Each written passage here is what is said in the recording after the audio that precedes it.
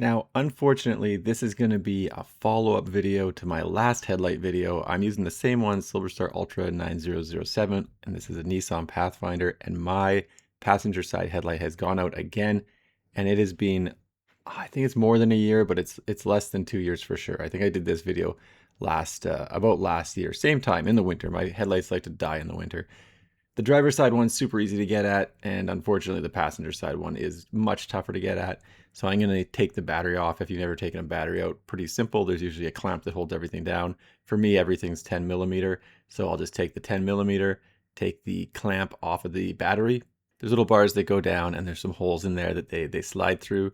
Then obviously I'll take the 10 millimeter and remove the battery terminals from the battery.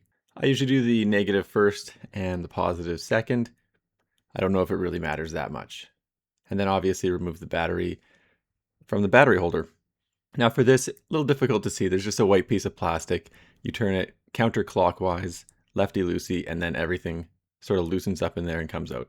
Obviously, if you have a working headlight, don't drop it like I just did. Now there's a button on the headlight wiring harness. You push the button down and everything comes out. Maybe it's more of a lever than a button, I don't know. Anyway, there's the little white piece that you slot into the back of the headlight housing, and everything looks good on this bulb. I think there's two options here. One is a vibration issue, and the other one is that I didn't use dielectric grease when I put this in. Now, if you look in here, I don't really see any corrosion. Maybe there's a little rust streak in there on the side, but that looks more like it's from the side of the wiring harness. Anyway, what I'm going to do this time to hopefully get more than a year life out of a bulb. Number one, I'm only going to replace one bulb this time. I'm not going to do them both. So I'll at least have a spare bulb, which should take this vehicle past its reasonable lifespan. And then I'm going to use dielectric grease. Now, you can get a lot of mileage out of a tube of dielectric grease. I use this quite a bit for videos, and I have been rocking this tube for, I'm going to say, 6 years. That's why the top of it's broken off, and it is tough to squeeze out in the winter. If you're at minus 10 Celsius or hovering around 0 Fahrenheit, it does not have quite a smooth flow.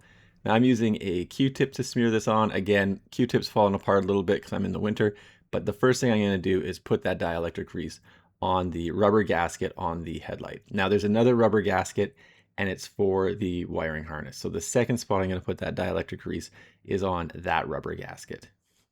This will also make sure that the light bulb will be able to slide more smoothly into the wiring harness for the headlight.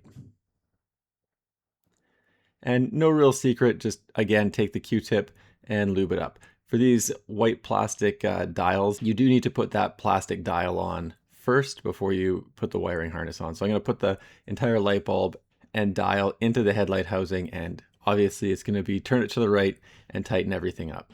And obviously one thing to note, you do not want to get your fingers on the bulb because it could leave oils and grease on the bulb, which I've been told can create hot spots and shorten the life of the bulb.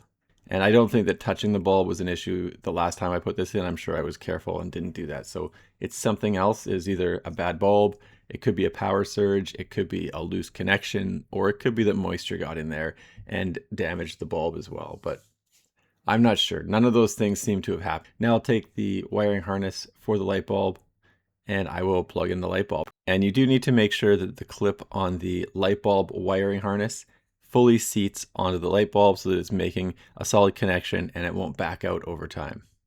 And putting the battery in is pretty much the opposite of removing the battery. I do put the retention bracket on first, and again, it is just two 10 millimeter bolts, and there are hooks on the end of those brackets, and they just go through an associated hole down somewhere around the bottom of the battery. You should be able to find it on your vehicle if you don't have a Nissan Pathfinder. Anyway, I do the positive terminal first, again with the 10 mil, tighten it up, and then put the negative battery terminal on, tighten it up with the 10 mil. And you can see now the passenger side headlight is functioning properly. And in fact, both headlights are fine. It is odd that it's just the regular headlight that keeps dying, even though both the daytime running lights and the high beams were working for that headlights. And that is in fact the same issue that I had last time. So I'm not really sure why that's the problem. Maybe I'm getting a power surge in the regular beam of the headlight, but regardless, I have changed it out and I do now have one extra headlight bulb, which will hopefully carry me through the life of this vehicle. Anyway, thanks for checking out my video. Don't forget to like and subscribe.